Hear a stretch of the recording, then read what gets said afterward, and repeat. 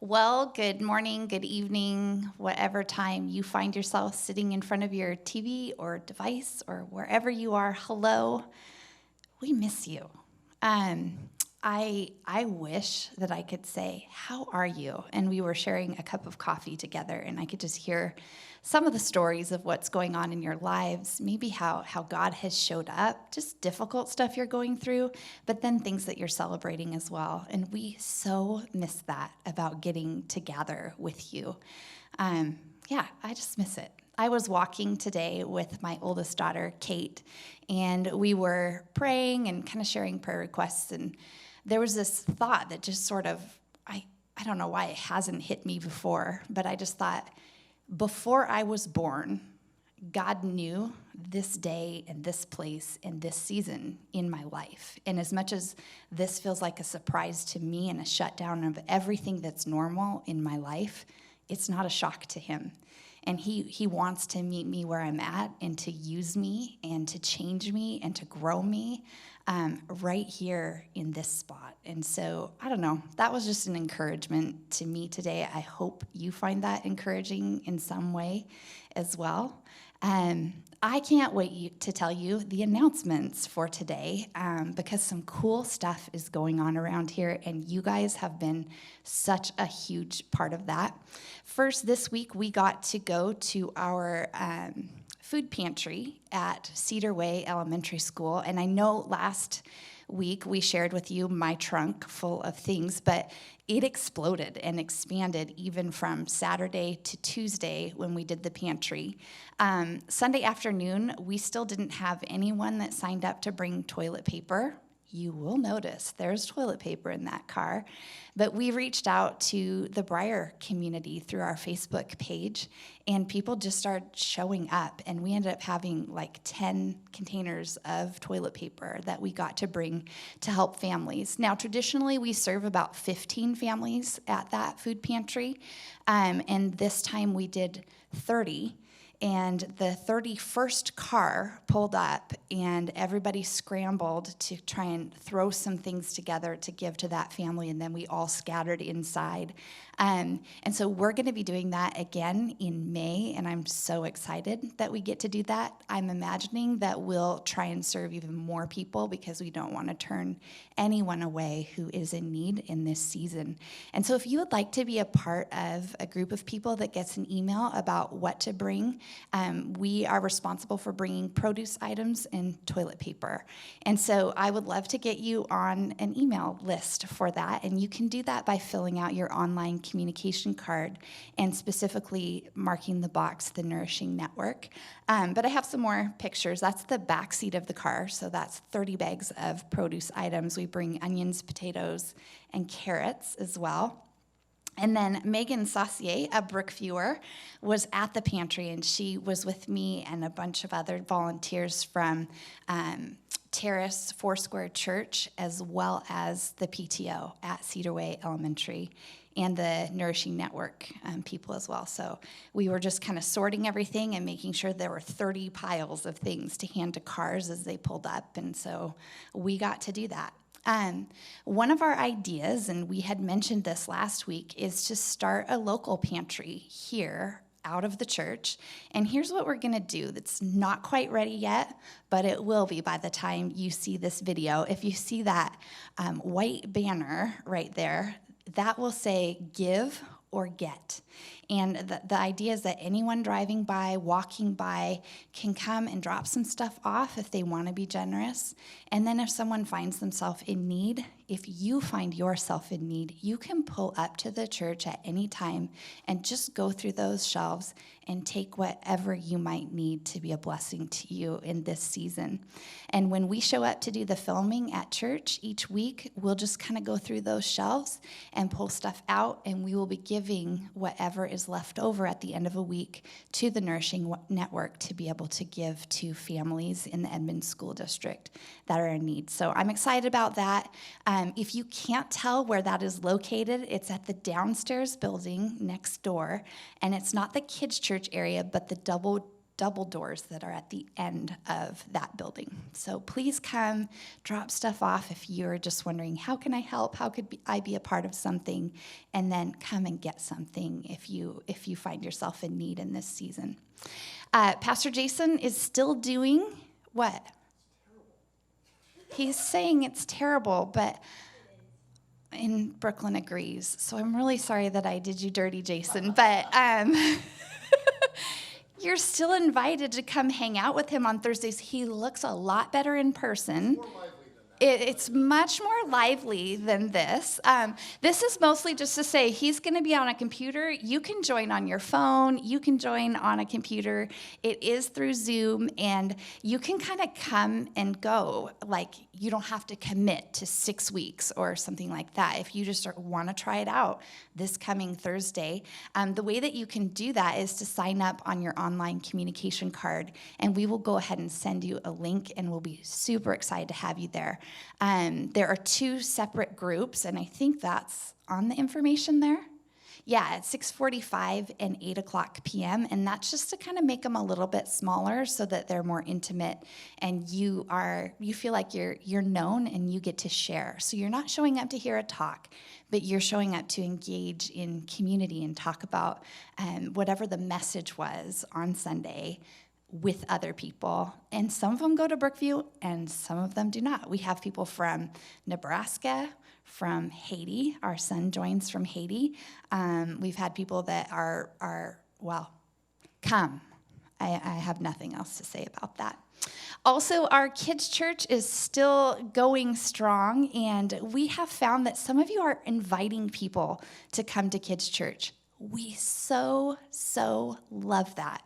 That has been such a sweet gift to us during this season, to actually see growth in our kids' programs and to see the kids coming alive. One thing that we love about this is that it's not sitting them in front of a video or something else to watch. They actually get to come in and dialogue and talk to each other and see each other's smiling faces. And there's just something really special about our Sunday mornings together. We also do a toddler story hour on Thursday mornings at 11 a.m. And so if you are finding yourself wanting any information for Kids Church online, you can fill out your online communication card and we will give you all the details that you need for that. Or if you have nieces or nephews or grandkids or just kids that are needing faces during this season and actual interaction with people outside of their home, we would really love to see them on Sundays with us. We had our email inbox kind of get fuller and fuller with people saying, hey, are you guys doing that soccer club this summer? And initially I was like, no, I don't think that we can. It doesn't look like it. I don't know how we would plan. The schools are not open to be able to make any reservations. So here's what we did. We decided to push it. Instead of traditionally we do it the first week after the 4th of July, we moved it to the middle of August, which is like August 10th through the 14th, I believe. And in hopes that maybe we would be able to gather in some way together. Here's how this is going to work. We already emailed everyone who has been a part of Soccer Club in the past and said, hey, you can sign up. We're not taking any payments for that. We'll figure out payments later. But we don't know if we might need to make our club a little bit smaller this year if there are some restrictions when the world starts opening up again about how many people can gather in one place. And so signing up now kind of secures your spot and makes sure that you're getting all of the communication that we have and all the information that we might have if you're interested in joining us for that week. So go ahead and share with your friends about that. We went live with that email saying, hey, here's where you could sign up and kind of reserve a spot online on Thursday at like 2 in the afternoon, and by 5 o'clock, we had 65 kids registered for a soccer club. And I felt a little bit overwhelmed, and then I stepped back a minute and I went, you guys, we've done something so cool that people can't wait to just be a part of it. In the way that you have poured yourselves into kids in this community and loved them really well for 1 week of their life, this sign up is such a testimony to that. And so I just want to again celebrate you and say thank you. Like, way to go. You do an incredible job, and I so hope that we get to gather and be able to do that again. And if we do get to, I wonder how hungry these kids will be for that investment and what God might do in and through us as we serve him that way. So if you want to volunteer, mark your calendar for that as well. Details for that are at brookviewchurch.com, and on our main screen on the top right-hand side of that, you will see the word soccer, and you click on that, and it will give you all the details as well as a link to sign up and reserve your spot for that.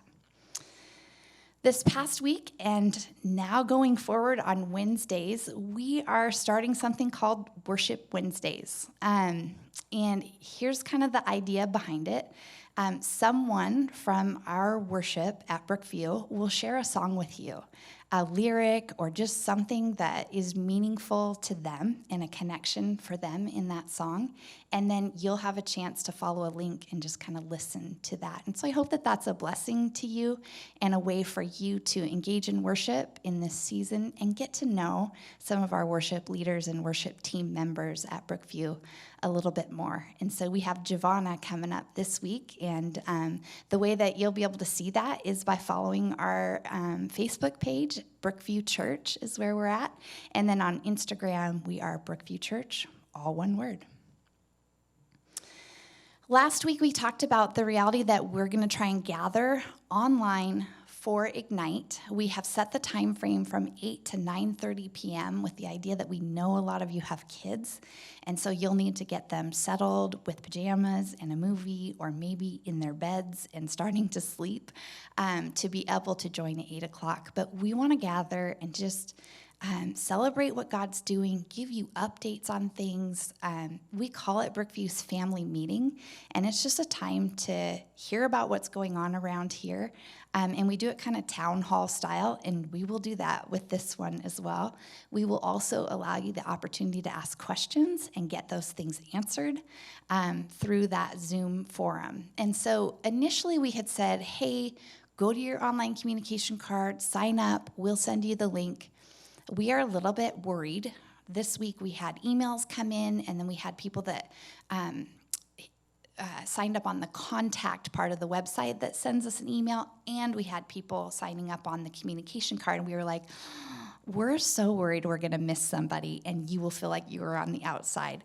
So we've decided that on that Sunday, May 17th, you will go to brookviewchurch.com, and right now, when you go there, you see our coronavirus update. That will be replaced with our Zoom meeting link, and you'll be able to get to it right there. And so just mark your calendar for May 17th, and then go to brookviewchurch.com, and you'll find your Zoom link to be able to get to that meeting right away.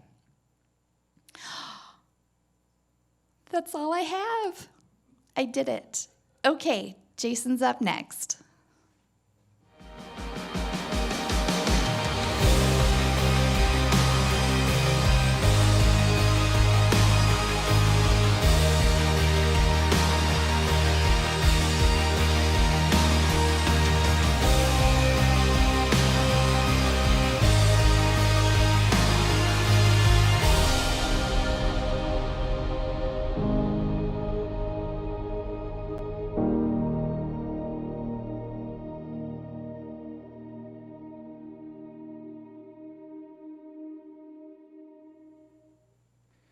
So we've spent the last several months, couple months anyway, on the Sermon on the Mount. And the series that we're calling The Mountain, looking at the most influential words ever uttered in human history.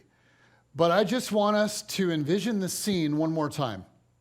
Jesus has been traveling around and teaching that the kingdom of heaven is near. What? Yeah, the kingdom of heaven is near. That there is a literal sphere or dominion or realm or kingdom where everything is just as God wants it to be. and that this realm is not just future and it's not just far off, that this realm can and has invaded earth. And as Jesus proclaimed this reality to demonstrate its presence and power, Jesus healed all kinds of illnesses and diseases. Jesus would insist, no, the kingdom of God is near, and then he would demonstrate it to the crowds. And word of Jesus started to spread like wildfire. Here's how Matthew summarizes what was happening. This is Matthew chapter 4. It says, Jesus went throughout Galilee, teaching in their synagogues, proclaiming the good news, and healing every disease and sickness among the people. News about him spread all over Syria, and people brought to him all who were ill with various diseases, those suffering severe pain, the demon-possessed, those having seizures, and the paralyzed, and he healed them. Like, get your mind around that. Large crowds from Galilee, the Decapolis, Jerusalem, Judea, and the region across the Jordan followed him. Massive crowds. So that's the scene. Now it says, Matthew, the next thing, it says Matthew chapter 5, verse 1. Now when Jesus saw the crowds, he went up on a mountainside and sat down. His disciples came to him and he began to teach them. So Jesus goes up on this mountainside with the disciples and he sits down to teach, this traditional posture of a rabbi that, hey, pay attention because what I'm about to say is big time. And the masses are now gathering all around them. He's got the 12 disciples plus the masses and the crowds gathering around them. And he starts with the question that's on everybody's mind, which is, who can be a part of this kingdom that you keep talking about? Who can be a part of God's kingdom? Who is it that's eligible for this? Who can be blessed by God? And so he sits down and he starts his talk with these famous words. Blessed are the poor in spirit, for theirs is the kingdom of heaven. And he goes on, blessed are those who mourn, blessed are the meek, blessed are the persecuted, blessed are you when people hate you.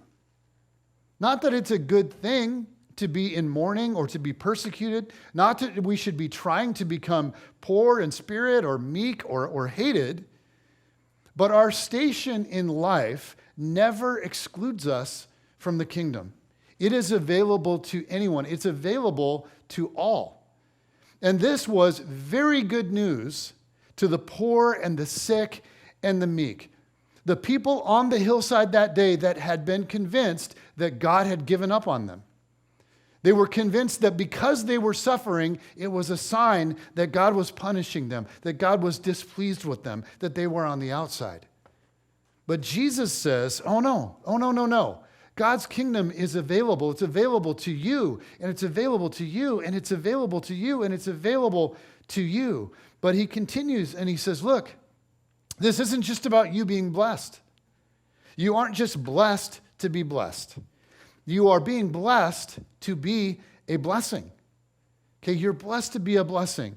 And Jesus says to them, it's not just about you anymore. It can't just be about you. It's about what God is going to do in you and what God is going to do through you. That dominion or realm where things are just as God wants them to be. His kingdom is settling inside of your hearts and will now flow through you everywhere you go. You are now the salt of the earth. You are now the light of the world. To the extent you will make yourself about God's business, he will use you to change the world. And that's what the rest of the Sermon on the Mount is all about. These beautiful illustrations or pictures of what this new kind of life looks like lived out, what it will actually look like to be salt and to be light. And Jesus talks, as we've seen over the last few weeks, he talks about judging other people. He talks about how to handle anger. He talks about how to handle worry and anxiety. And today we come to some of what are his most challenging words. In fact, these are so challenging that I think we are tempted to just read right on past them. So let's look at these together. This is Matthew chapter 5, starting with verse 38. He says, "You have heard that it was said, eye for eye and tooth for tooth. But I tell you, do not resist an evil person. If anyone slaps you on the right cheek, turn to them the other cheek also. And if anyone wants to sue you and take your shirt, hand over your coat as well. If anyone forces you to go 1 mile, go with them 2 miles. Give to the one who asks you, and do not turn away from the one who wants to borrow from you. You have heard that it was said, love your neighbor and hate your enemy. But I tell you, love your enemies and pray for those who persecute you, that you may be children of your Father in heaven. He causes his sun to rise on the evil and the good, and sends rain on the righteous and the unrighteous. If you love those who love you, what reward will you get? Are not even the tax collectors doing that?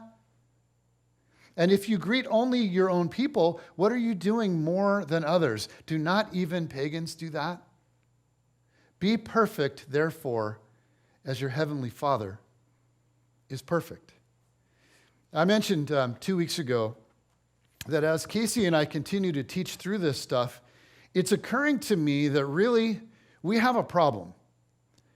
We have a problem. We pass over these words without them transforming us. And part of the danger in all of this really comes down to how we view Jesus. Sometimes I think we just characterize Jesus as like a dreamer. This like uber positive guy who just sort of pranced around being nice to everyone, but who was really out of touch. This guy who didn't understand the rigors and the challenges of real life. But you think about the words that we just read. I mean, think about that. Do those words not raise issues for us? I mean, what in the world is Jesus asking us to do? Is he asking us to let people walk all over us, to just lay down and be a doormat for people? Like, seriously, isn't there part of you, that at least a little part of you, that feels like, okay, that's really nice, Jesus, but that stuff just doesn't work in the real world. But I want to say, if that's the conclusion that we ultimately come to about this teaching, we will never be transformed by it. And in the end, this broken world will then never be transformed by us. And so today, I want to walk through what Jesus says here, because I believe these words are absolutely the key to a different world. They're the key to different marriages, different families, different friendships. They're the key to different neighborhoods, different offices, different cities, and they are the key to different nations and a different world. But to get there, we have to actually understand what he's saying. We have to be compelled by it, and then we have to practice it. So let's like slow down and walk our way through it. Jesus begins, "You have heard that it was said, eye for eye and tooth for tooth." Now, Jesus right here is quoting from the Old Testament. This is from Exodus chapter 1. I know most of you have Exodus chapter 1:21 memorized. It's the law that God gave to Moses. And here's the passage, even though you have it memorized, here's the passage that Jesus is quoting. It says, this is what it says, Exodus chapter 1, verse 22. "If people are fighting and hit a pregnant woman and she gives birth prematurely," yeah, okay. I mean, could happen. Is that not like the mother of all hypotheticals? Okay. If people are fighting and hit a pregnant woman and she gives birth prematurely, but there is no serious injury, the offender must be fined whatever the woman's husband demands and the court allows. Okay. But if there is serious injury, you are to take life for life, eye for eye, tooth for tooth, hand for hand, foot for foot, burn for burn, wound for wound, and bruise for bruise. Is it me, or does that just sound like ridiculously harsh? Like, this is God's command, really? Like, this is like justice with no compassion, right? But rewind. Okay, rewind back to the ancient Near East. The year is about 1500 BC. The world is a dark, cruel, barbaric place filled with violence. Intertribal warfare runs wild. Ethnic cleansing is the norm. There are bloody family feuds going on all over the place. In addition, think about human nature. At least I'm going to keep this one-sided, male human nature. Guys, if you're like in an intense argument and the other guy shoves you, what is your natural human response? To shove him back, okay? To shove him back. And here's what I'm guessing. You shove him back harder. And then if he takes a swing at you, what do? You swing back, baby, but harder, because you're going to show him he should have never swung at you in the first place. Human nature isn't just to get even. Human nature is to get ahead. Okay, you shove me, I shove you harder. You hit me, I hit you harder. And this is why violence always tends to escalate. It just does. It escalates from person to person, from family to family, and from nation to nation. So into this pre-modern, extraordinarily violent world, God speaks through Moses. He says, listen, okay, it's eye for eye, not eye for face. It's tooth for tooth, as opposed to like tooth for limb. And what's happening here is God is limiting revenge. He's limiting violence down to justice. Now, today, our whole justice system takes this idea for granted. It's called lex talionis, which is the law of retribution. And it's where we get the idea in the modern legal system that the punishment should fit the crime. And today, we all, in our culture, we take that for granted. Well, of course it should. But that comes from right here, back in Exodus chapter 21. The main idea of the American justice system actually comes right here from Exodus 21. It comes right out of the mouth of God, right here, thousands of years ahead of the ACLU. God says the punishment should fit the crime. The text was saying, look, if somebody knocks out your tooth, you're not allowed to then go out and kill them. It was teaching about proportional retribution. It was teaching about justice, the nature of justice. And in the ancient world, this was actually a huge step forward. Huge. But on the hillside that day, Jesus says, you've heard it said, eye for eye and tooth for tooth. In other words, don't let retribution escalate, right? And he's like, that's good. That's a good start. But now in me, with my help, there's an even better option for human life. And then to illustrate what the better option might be and what it might look like, Jesus gave his audience several hypothetical examples that have now become cliches in our culture. Turn the other cheek, go the extra mile, give the shirt off your back. But unfortunately, I believe these are some of the most misunderstood words of Jesus. And often people look at these words and then feel a kind of despair because it's like, yikes, really? Jesus wants me to just be a doormat. Like if someone hits me, I have to not fight back and just keep letting them hit me. I have to give to somebody whatever it is that they want, even if it costs me everything that I have. I mean, these are real pretty words, Jesus, but this stuff doesn't actually work in the real world. I mean, clearly, Jesus was a dreamer who didn't understand how things work in real life. But guys, it's critical that we understand what he's saying and what he's not saying. So what we're going to do is we're going to work through each of these pictures that he gives, each of these illustrations, one by one. First one. You have heard that it was said, eye for eye and tooth for tooth, but I tell you, do not resist an evil person. If anyone slaps you on the right cheek, turn to them the other cheek also. So here we get the phrase, what? Turn the other cheek. Now please understand, okay? Please understand. Jesus is not saying here that if somebody hits you, you have to just let them keep on hitting you until they wear themselves out or feel like stopping. He's describing a very specific situation that everybody in his audience knew all about. Notice Jesus says, if anyone slaps you, not just on the cheek, but he gets specific. If anyone slaps you on the what? On the right cheek. Well, that's interesting. Why would it matter which cheek it is? Well, the picture here was a right-handed person giving a backhanded slap. Okay? So imagine if I'm a right-handed person and I'm giving you a backhanded slap because most people are right-handed, which cheek am I going to hit you on? Your right cheek, right? Right on the camera. You got that. You feel that, right? Right on the right cheek. Boom, right through your computer screen right there. And this backhand slap was incredibly common in the first century. It happened all the time. So everyone in Jesus' day knew all about this. And the main intent of this slap was to degrade another person publicly. A backhanded slap was done only ever to a social inferior, maybe a slave, maybe a child, maybe a beggar. So let's be clear about this. The picture here is not the picture of a fist fight.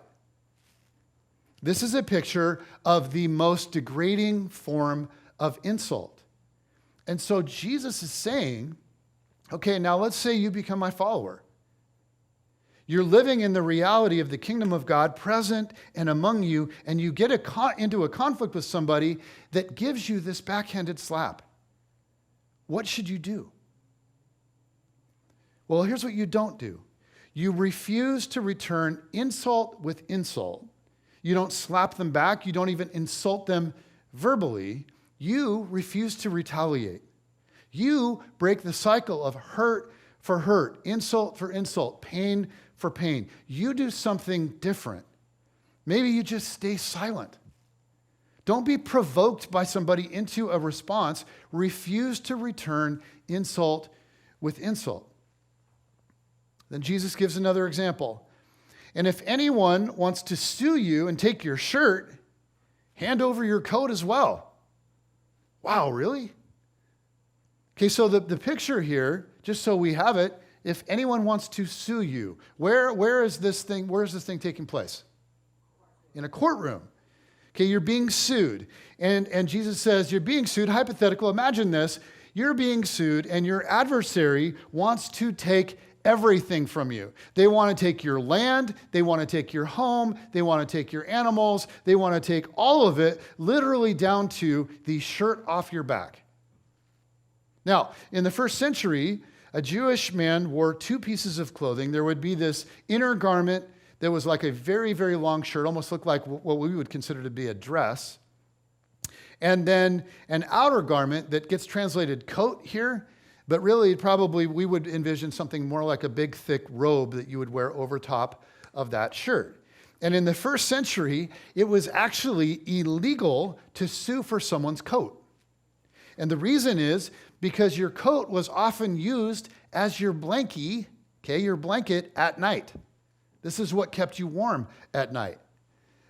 So to take somebody's coat was considered absolutely inhumane. The shirt apparently was fair game. What a world.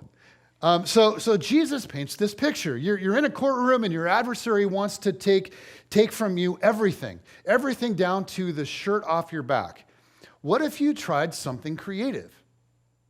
What if you didn't resist or hire a real big expensive attorney and countersue? What if you did something totally unexpected, something shocking and creative? And I would just want to say more and more scholars are viewing this as Jesus using humor. Like, what? Jesus used humor? Yes, he did. He was funny. And I think this is Jesus being funny. I mean, it's supposed to be shocking and it's supposed to be funny. But imagine what Jesus is saying here. What if instead of lawyering up to fight, instead of countersuing, what if you took off your shirt and then stripped all the way naked because they weren't wearing Calvin Klein? It's just a shirt and a robe, right? What if you stripped all the way naked right there in the courtroom and just offered up your coat as well? Here you go. Then just stand there naked and let what's happening sink in to the judge, to the person suing you, and to the world. You guys see what this would be like, right? You see sort of the comparison. This is someone taking you to court for literally everything. And so you walk into the courtroom and you bring in your pillow and your blanket and you say, hey, you might as well take these two. So this is a way of saying, you know what? I'm not going to try to solve this issue by resisting or retaliating. But doing this would reveal the absolute injustice being committed. It would bring to light how utterly absurd it is for a rich person to sue a poor person and take everything they own right on down to their clothes. Now, it is critical that we realize that Jesus is not giving a law or a rule here. He's not giving a law or rule. Jesus wasn't saying that this is what you must do anytime you ever get sued, like no matter what. See, this is just one illustration of not living by eye for eye, tooth for tooth. Jesus is not giving us a new law here. And by the way, it might not work. We always want like formulas, right? Where in any situation, if I do this, it has to work. It might not work. Sometimes mean people stay mean. The point that Jesus is making is this. I really want my followers to learn to be creative and strong in the work of reconciliation. I want you to learn to be creative and strong in the work of reconciliation. Do not return hurt for hurt. Be salt. Be light. Learn to rise above it. Be creative and be strong in the work of reconciliation. When Jen was in 5th grade, she experimented with this approach firsthand. She had moved to a new school, and she was just having a terrible time, like socially. One of the popular boys, really popular boys, I'm sure, decided that he liked her, which was super cool, except that the popular girls didn't like it. One of them had been this boy's girlfriend since kindergarten, so this is a big time yes. So she rallied 2 of her friends, and they formed this little club. They called it the Jenny Hater Club. And every day, these girls were horribly mean to poor little Jenny. And pretty much every day, this is a true story, Jen would go home crying. One day, the 3 girls took Jen's bike out of the bike rack at school, and they wheeled it to a piece of property next to the school, and they threw her bike into a huge ditch. And Jen was not strong enough, little Jenny was not strong enough by herself to get it out. So she walked all the way home crying. You guys, that's terrible. I mean, this really happened. When Jen got home and she explained everything, her mom, as you can imagine, flipped out. Her mom did something in response to this, though, that I just think is stunning, and it's creative, and I think it's incredible. She did not do what I think most parents would do. She did not call the principal or the teacher or the parents of these other girls. She sat Jen down and she basically said, sweetheart, the way that those girls treated you is unthinkable. And I'm so sorry that you have had to deal with all this crud. It's not your fault and it's wrong. And I'm so, so sorry, sweetheart. But I am not going to fix this problem. I'm not going to fix it for you. I can't. And I won't. You are strong, and you're creative, and you're capable, and you are going to handle this. I want you to walk up to those girls tomorrow, and I want you to say something like this. If your intention was to hurt my feelings and make me feel small, it worked. But now my bike is in the ditch, and I can't get it out by myself. So would you please help me? And Jen looked at her mom and she said, no way. No stinking way am I doing that. That's not what's going to happen here, Mom. You're going to call the principal, you're going to call the teacher, you're going to go bang on the door of the kids, and you're going to, and Jen just started, she's like, that's not helpful. And she just started to cry even more. But her mom refused to bend on this, and she said, sweetheart, you can do this, and you will do this. So the next day, despite all of her fears and all of the insecurities and all the stuff associated with those girls, she did it. She did exactly that. And guess what? The really mean girl, the ringleader, she just laughed and walked away. But something happened with the other two. They felt compassion and they helped. And it's an amazing story because they became her first and best friends in the 5th grade. Now, wouldn't it be amazing if we had a picture of Jen with those two girls, like arms around each other? I was told that such a picture exists, but apparently it does not. But man, that would have been epic. Jesus is telling us, be strong and be creative in the work of reconciliation. Well, what does that look like? It completely depends on the situation, right? For Jen, it looked like conceding being hurt and asking for help. Injustice was exposed and hearts were changed. And relationally, incredible things happened. And I just want to pause here and say something. Since the whole COVID season has prevented churches from gathering, Jen's mom and family have been watching our messages online from Ferndale, Washington, up by the Canadian border. And I want to give you guys a shout out. And I want to pause here, and I just want to say, Cheryl, thank you for being such a great parent and such a brave mom in that moment. Jen is one of the strongest, most relationally creative people that I've ever met or been around. And what you made her do that day, it had a profound effect on her. She talks about it all the time. And it would have been so easy for you that day to go all mama bear, but you helped Jen become strong, and you helped her become creative, and you helped her become somebody who learned how to reconcile. And she continues to be that. And so I just want to say, Cheryl, thank you. So cool. Okay. In the Sermon on the Mount, Jesus is not giving us more rules. He's not just this isn't just a more intense form of legalism. And if we make it that, if we decide that that's what it is, we miss the whole thing. He's giving us illustrations of what kingdom life looks like lived out. So let's move into the next illustration. He continues, if anyone forces you to go 1 mile, go with them 2 miles. I didn't have that problem this past week. Did you have that problem this past week? I mean, come on. Did you? Again, Jesus is talking about a problem that is just totally specific to the first century world. Can we just recognize that? It's a problem that doesn't directly translate to our context very well. Jesus is talking here to the crowd about Roman military officers.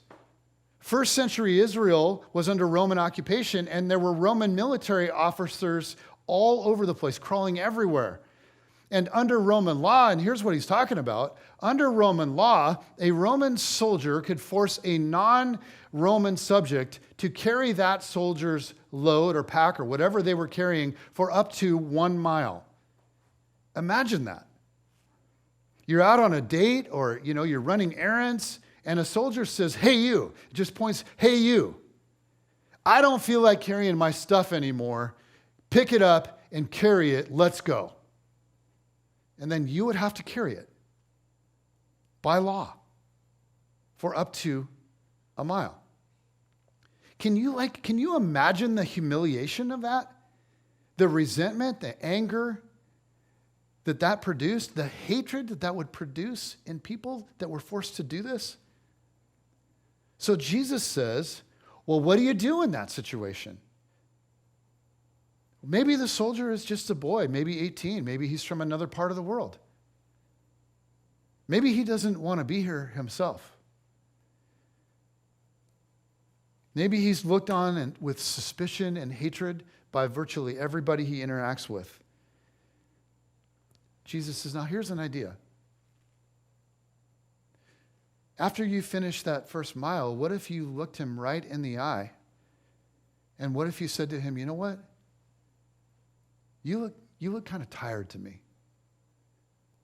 And I'll bet your life here is pretty hard. Would it be okay if I just gave you a little more help? Could I go with you another mile? And Jesus is saying, can you imagine what kind of impression that might make? Because nobody does that kind of stuff. That's crazy. Jesus is like, that's kingdom life. That's people filled with the Spirit of God. Again, Jesus is not giving us a law here. And even if he was, how in the world would we practice it in our culture? He's not giving us a law here. He's not saying that like, well, even if the soldier says, no, I don't want you to take it another mile because I was planning on stopping right here, that you have to say, well, Jesus said I have to take it 2 miles, so we got to go another mile. Come on, dude, let's go. Jesus is not doing that. It's another illustration of him saying, I want you to be creative and strong in the work of reconciliation. Be salt, be light, change the world. Like, what if you were to go and you were to love somebody that nobody else is loving, somebody that isn't loving you, somebody that isn't kind to you? Because see, if you learn to make that a habit, if all of you, and Jesus would point to all of the people there on the hillside that day, if you all do this together, if you make a habit out of that, you will not believe what God will do in this world through you. One last illustration from Jesus. He says, give to the one who asks, and do not turn away from the one who wants to borrow from you. In other words, okay, be generous and help people when you can. But again, this is not a law that Jesus is giving. I mean, can you imagine if it was? Would Jesus really say, no matter what somebody asks for, if you have it, you have to give it to them? Like, no matter how much it might enable bad behavior in them, or like even if it ruins you. I mean, of course not. He's simply saying, kingdom people, they want to help if they can. Kingdom people are generous. So help people when you can. And then he kind of summarizes all of this, and this is just beautiful. He says, you have heard that it was said, love your neighbor and hate your enemy. But I tell you, love your enemies and pray for those that persecute you, that you may be children of your Father in heaven. He causes his sun to rise on the evil and the good, and sends rain on the righteous and the unrighteous. If you love those who love you, what reward will you get? Are not even the tax collectors doing that? And if you greet only your own people, what are you doing more than others? Do not even pagans do that? Be perfect, therefore, as your heavenly Father is perfect. I think sometimes God is so hard for us to understand because we project all of our junk onto him. But God just loves people. He just loves people. He loves the people that love him. And also, he loves people that don't love him. He loves the people that spit in his face. And so I just want to say, guys, there has never been anybody like Jesus. He said one day, if somebody slaps you, turn the other cheek. And at the end of his life, his enemies surrounded him, and they spit in his face, and they insulted him, and they mocked him. Some of them slapped him, and they said, prophesy to us, Messiah, who hit you? And in the silence, again and again, Jesus turned the other cheek. He said, if soldiers come someday and make you carry their burden for a mile, then at the end of that mile, you might say, hey, can I go with you another mile? And one day the soldiers came, and they forced him to carry a cross. And at the end of that mile, he said, I'll go another mile if that's what it takes. He said, if somebody takes you to court and takes your shirt, tell them, hey, you can have my coat too. And as Jesus was hanging on the cross, the soldiers, were told, gambled for his last garment. In his final moments, Jesus essentially said, here, take my coat as well. He said, if somebody asks you for something, don't just turn away. And he was in the garden and he was sweating drops of blood, and he said to his father, Father, if possible, take this cup from me. But the father asked for more. And Jesus said, not my will, but yours be done. Guys, there has never, ever been anybody like Jesus. And I am convinced that his way is the only hope for our broken and shattered world. This world will not be redeemed ultimately by a better economic system or a better educational system or a better political arrangement, although those things matter very much. Ultimately, when you think about gangs and you think about violence and wars and ethnic cleansing and broken homes and shattered hearts, what in the world is ever going to heal that? It's the way that says, okay, the evil, the hurt, the cycle of hostility, it's going to stop in me. With the Father's help now and with his strength pouring through me, I'm going to respond to this the Jesus way. The invitation of Jesus is to let him mature us over time. It's to be his apprentices, to devote ourselves to learn from him how to become like him. So I just want to say, if you don't love your enemies very well yet, don't give up. This is what's beautiful about Jesus. He loves you anyway. He loves you. And he's inviting you to come to him and to apprentice under him, to learn from him how to be like him. And we need his help, do we not? Because this may be the most difficult thing that Jesus ever taught. And part of us wonders if it's even reasonable, right? I mean, doesn't part of us just wonder, does this actually work? Does this actually work? I mean, if I do this in my real life with my real enemies, will it work? Does Jesus understand real life, or was Jesus just kind of out of touch and being a dreamer when he said this? Did Jesus know what he was talking about? Does this actually work? Here's what I would say. This last century, as most of us know, was the most violent in human history. Partially due to the technology of weaponry. And yet some of the most beautiful stories of the last century were of people putting the Jesus teaching from Matthew 5 into action. I mean, of course, at the top of the list would be Dr. Martin Luther King Jr. But I think it's easy to forget that Dr. King was a preacher. His I Have a Dream speech was a sermon, come on. And he based his entire nonviolent movement on the Sermon on the Mount, particularly Matthew 5.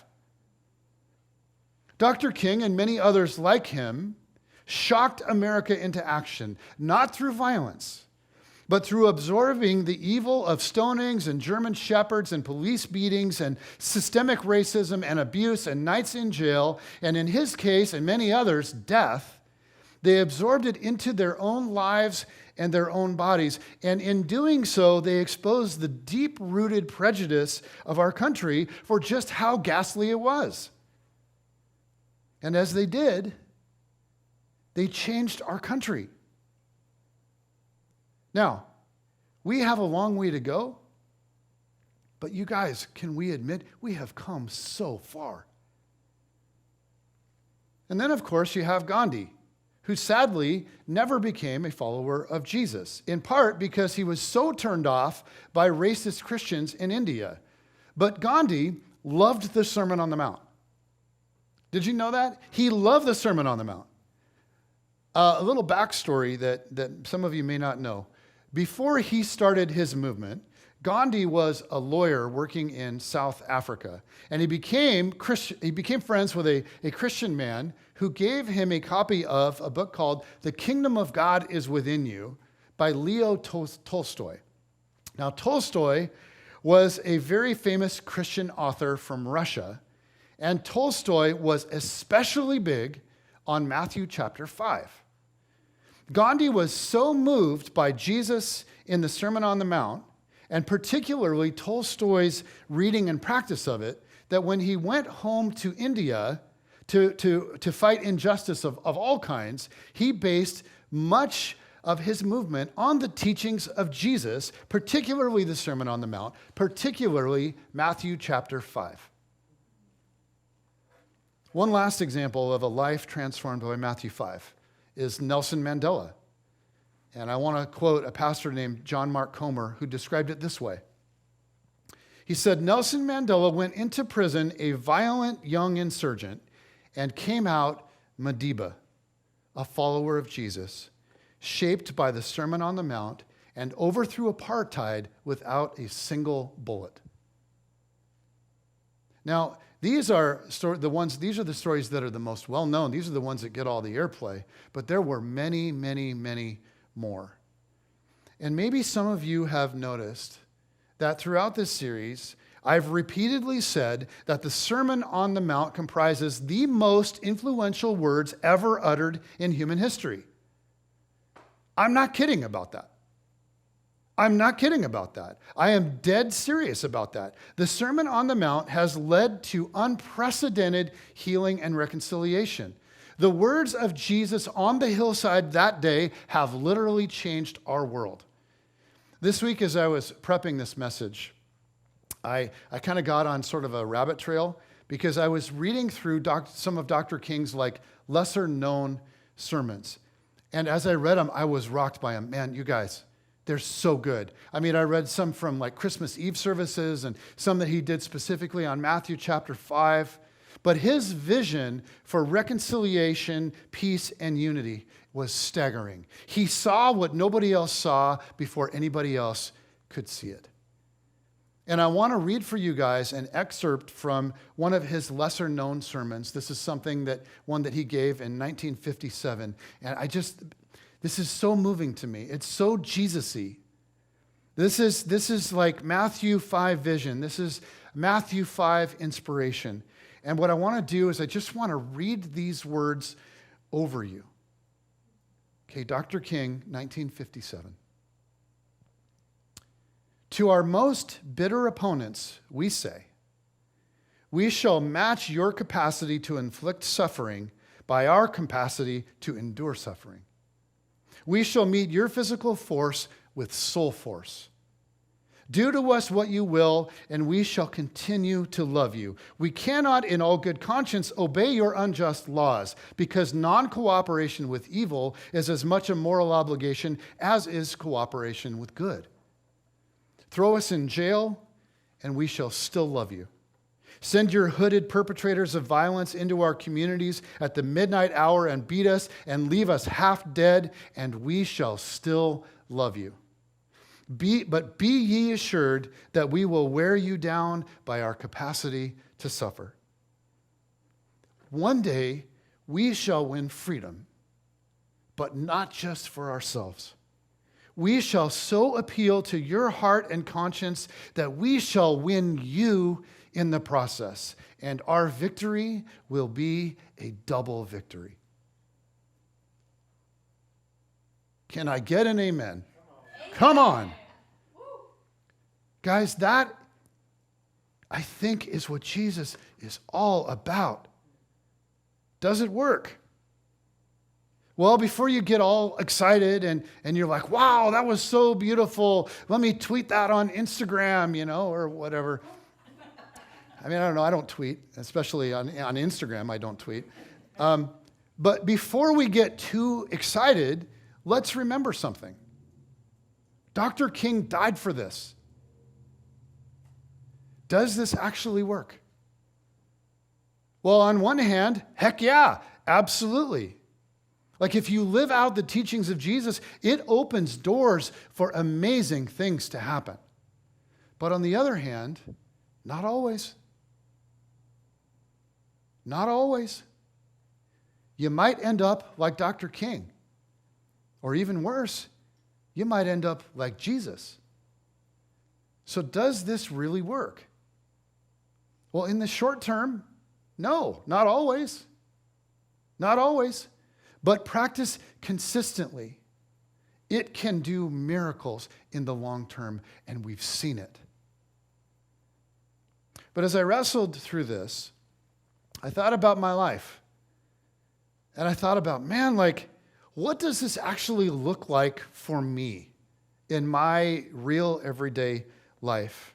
And I had to ask myself, okay, well, who are your enemies? Who are your enemies? Who are my enemies?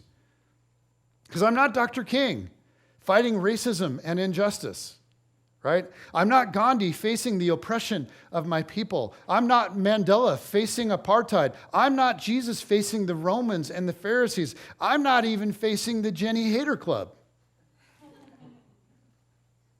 And it's my hope that there isn't some unknown to me Jason Hater Club that's out there. I mean, like, seriously, who are my enemies? What does this look like for me? Compared to those guys, I mean, honestly, I feel like I have no real enemies. I mean, can we be honest? People love me. So I just don't feel like I run around making enemies very, very, very often. And maybe you don't either. So what in the world then does this look like for you and me? Our circumstances will likely, I think, be very different than anything that we've discussed today. You probably won't get slapped on the cheek by somebody this week. You probably won't be sued for your coat this week and your shirt.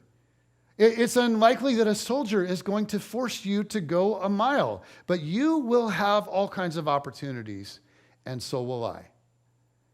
And to make sure that we're thinking about the reality of this, I'd like to close with a little phrase that all of us can take with us. And the phrase is, here's my chance. Okay, here's my chance. Because whether you rub shoulders daily with what you would consider to be enemies or not, you will have all kinds of chances in your life on a day-to-day basis to return hurt for hurt, insult for insult, and pain for pain. This is the reality of living with broken people in a broken world. What is an enemy? What is that? What is an enemy? Well, an enemy would be anyone that hurts us. An enemy would be anyone that opposes us. And my guess is that most of us have chances to practice the Jesus way every single day. You have the chance anytime that you're insulted. You have the chance anytime that you're devalued, anytime you're ignored, anytime that you are passed over when you know you deserve it more.